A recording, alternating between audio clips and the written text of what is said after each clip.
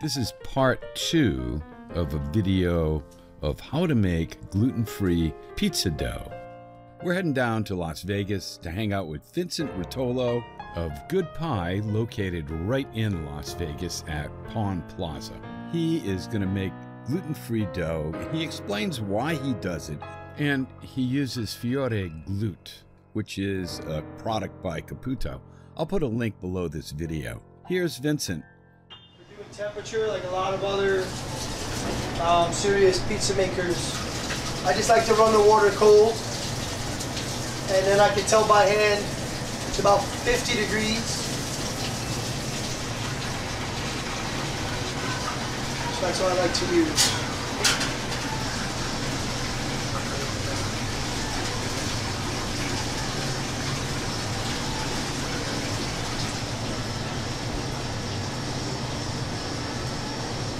So I do this at 95%, but I'm also adding starter. So I'm going for 950 grams per bag.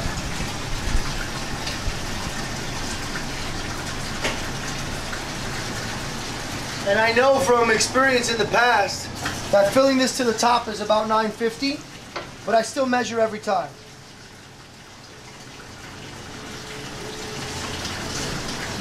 So we're at 950, right to the top, 953, so I know that.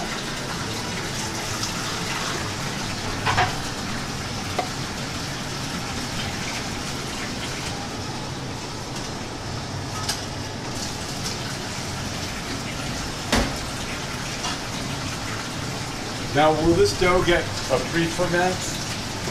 Yeah, we're going to bulk ferment this in a large container. And then we'll ball it up and let it rest, let it rise inside the pans.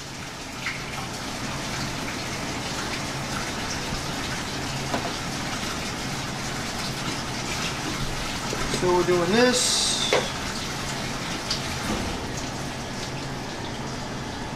Now, the yeast is here. I'm going to add the starter in. The starter goes now is 200, so it's 400 grams.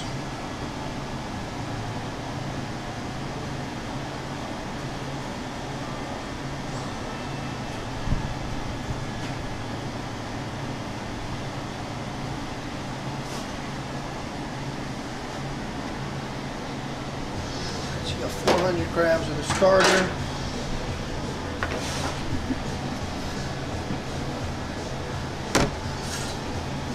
So we'll put all the starter in.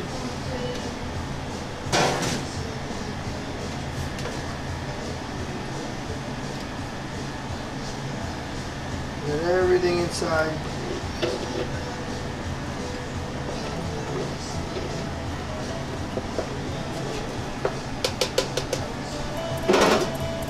And now we add the yeast. I'll put it all in. And essentially, what we're doing at this point now is we're kind of mixing everything all together. We want to break it down, all the yeast, all the starter, till it kind of comes to like a milk consistency. You can look inside and see. See, it's getting milky. That's what you want. The process is really easy.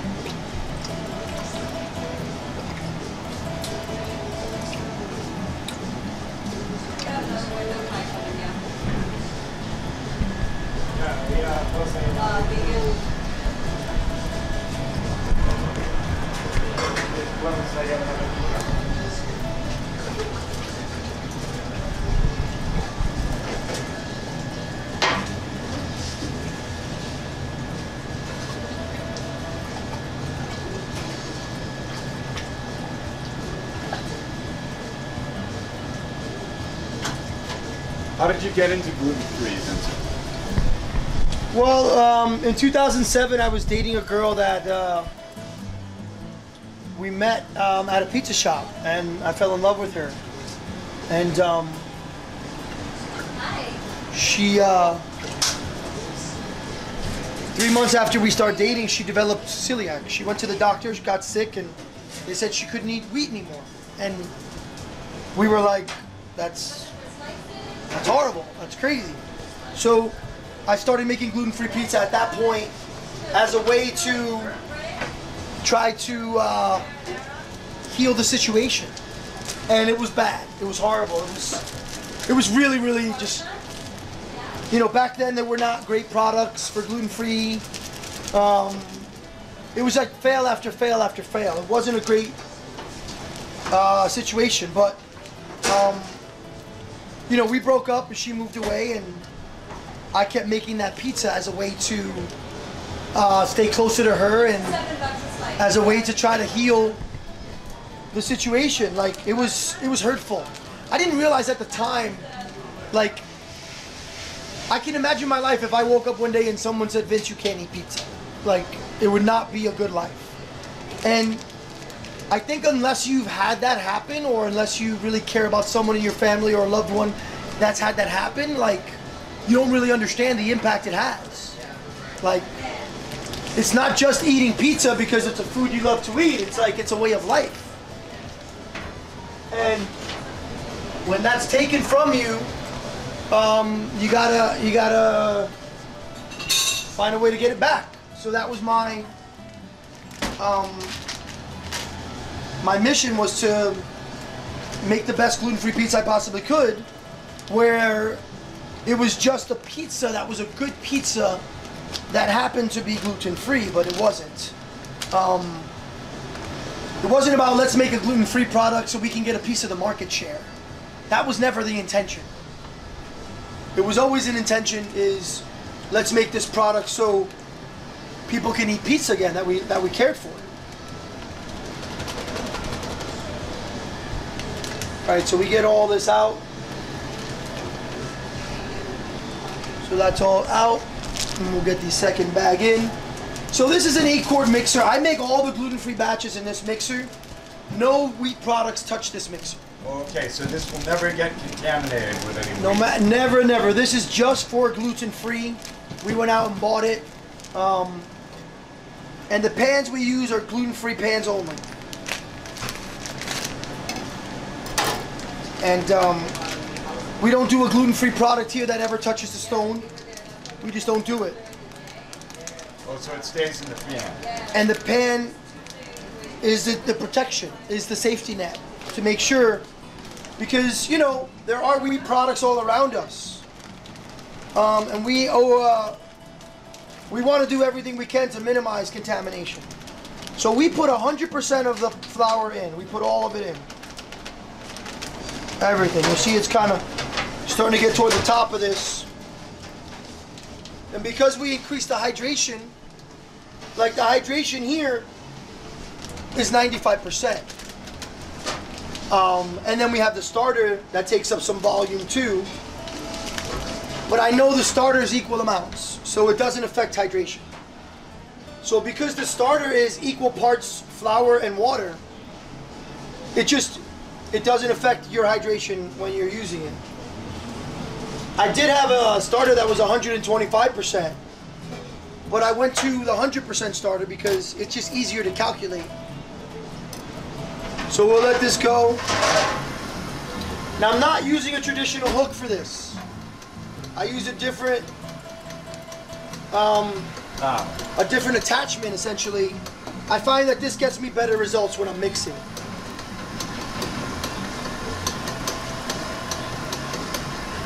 So what I like to do, once it starts to creep up the sides, I use the rubber spatula to push down.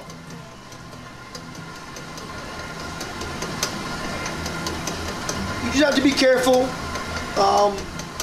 not to hurt yourself, but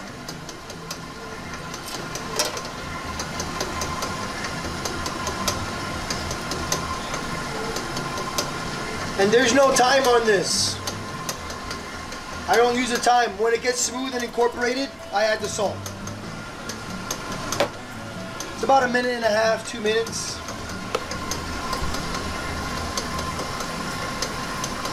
Slowly add the salt.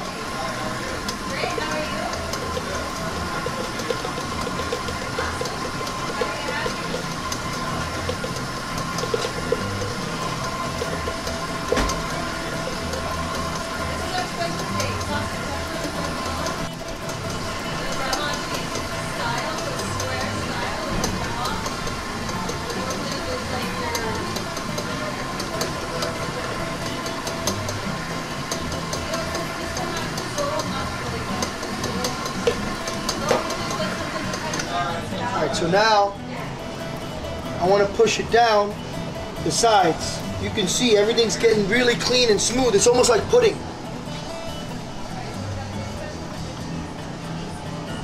Push everything down.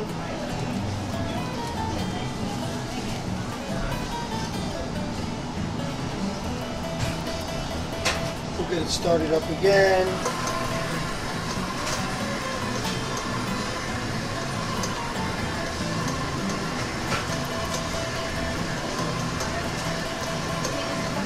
I mean, you can you smell it? Take a look in and smell that. You can get up. I mean, it literally smells like, you get like baked goods. You smell like something, like you're in a bakery. We're not even cooking, right? But it's obviously it smells. Yeah, it does. I mean, are you getting that? I'm getting it. Yeah.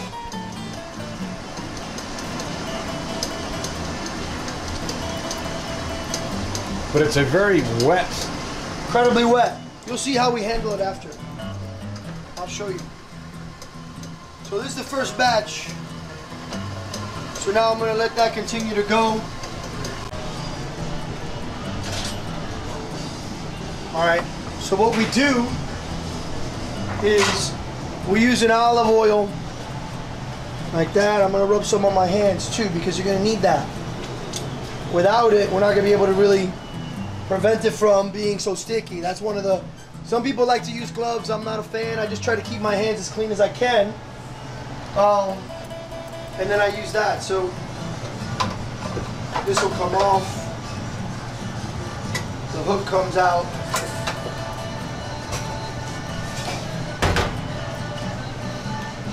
Now if I just go there like this, you have a little coating. And I'm going to make another batch right away so I don't have to get all of this out. Most of it. The second batch I'll get it all out.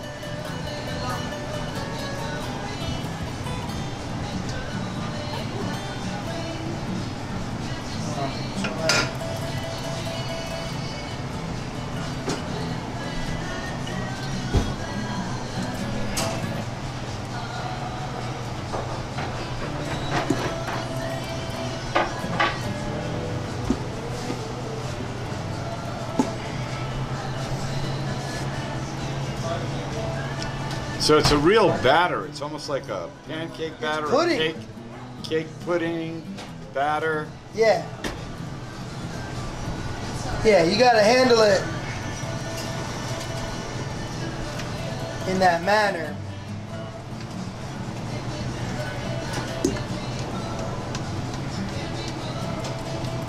And this, you know, we didn't plan this, right? This just happens to be what's on my agenda for today. I mean, you know, I've been very open and really generous in sharing the process with other pizzaiolos. Some are great about giving credit, and some just, you know, steal your ideas and pretend it's their own. But I don't care about that. I don't really care about it that much. What I care about is if someone can be inspired by what we're doing here enough to put this effort into their restaurant every day. Do it for your customers every day, not just for a competition because you want to put yourself on a pedestal. I don't compete anymore. My competition is keeping my customers happy. That's the competition I'm in. And that's not to discredit all the competitors that work really hard, but take an element of that with you into your pizza shop. That's what I want to do. So now I can touch this, look, very little bit on my hands. The oil helps to create a barrier. It's like a shield almost, okay? It gives it a wall, all right, of strength. Now it'll get incorporated, it'll even add more hydration, but it makes it easier to work with. Okay, so I'm gonna make the second batch now, same exact way. Vincent, thank you so much for being generous with your gluten-free pizza dough recipe. I'll put a link to video 1 in this video. If you're looking for great pizza in Las Vegas, head down to Pawn Plaza and find Good Pie there. They're located at 725 South Las Vegas Boulevard, number 140. You can also find Good Pie online at goodpie.com. I've had their pizza. I love their pizza. You should try their pizza too. That's Good Pie in Las Vegas. And while you're here, if you could show a little pizza love and subscribe to the Pizza Therapy channel. Pizza on Earth, goodwill.